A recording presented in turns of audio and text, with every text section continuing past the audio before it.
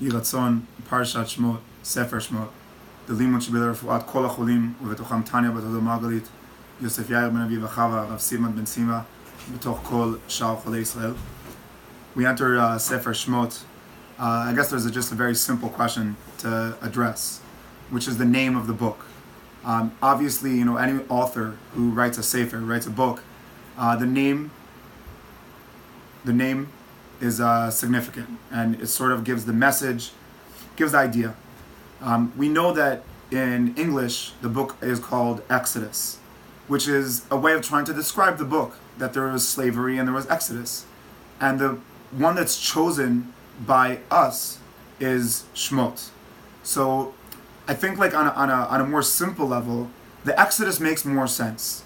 It covers more stories.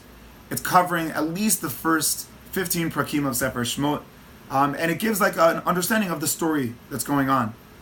The obvious question is going to be, when we call the Sefer Shmot, how does that have any understanding or explanation to what's going on in the book? And so the Sfat Emet was bothered by this in the year 1871. And he was trying to figure out, why would we call this book a book of Shemot? And he says something very, very powerful. And the powerful thing that the Sfat Emet says is, let's try to understand what is the symbolism of a name. And the symbolism of a name is that you have to create a name. You're not really given a name. So obviously every one of us who's born is given a name, and we got that, and that makes sense. But the real idea of a name is that you have to create it. It's not given to you. And what the Sfat Emet touches on is that there are two places in the Torah that leaders enter into fire. And he teaches that Nadav and Avihu, who were appointed by God as the leaders of the Jewish people, enter into a place of fire and burn. And later in the Ketuvim, there's a story of Hananiah, Mishael, and Azariah, who also enter into fire, and they are able to leave the fire. And so ask the Sfat Emet a simple question.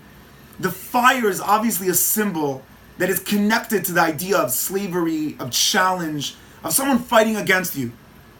And you would have obviously thought that Nadav and Avihu, with all of their establishment and ability and their title, would have been able to overcome a fire. And Hananiah, Mishael, and Azariah, who never spoke to God and never had nevuah, they probably wouldn't have been able to overcome.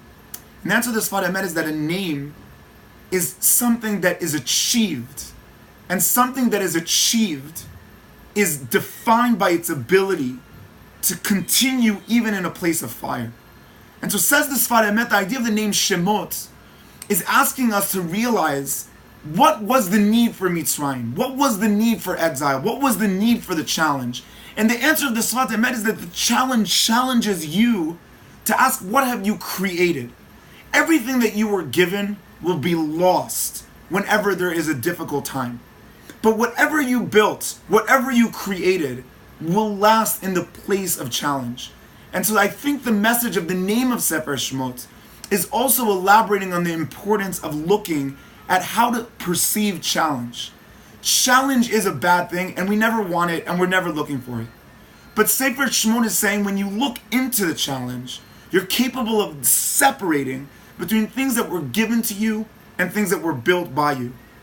And my bracha to Am Yisrael as we enter into Sefer Shmot is that we achieve that ability to build and not look for people to give us achievements. Shabbat Shalom.